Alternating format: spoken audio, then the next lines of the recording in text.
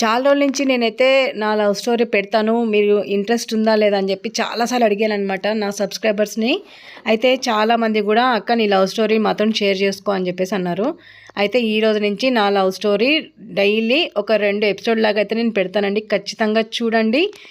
నా love story మీకు నచ్చితే లైక్ చేయండి, షేర్ చేయండి, సబ్స్క్రైబ్ చేయండి. నా లవ్ స్టోరీ గురించి మీకు అప్డేట్స్ కావాలంటే ఖచ్చితంగా నా ఛానల్ని సబ్స్క్రైబ్ చేసుకొని బెల్ ఐకాన్ మీద ఖచ్చితంగా ప్రెస్ చేస్తేనే నేను ఏదైనా వీడియో పోస్ట్ చేయగానే మీ వరకు వస్తుంది. ఓకేనా ఫ్రెండ్స్?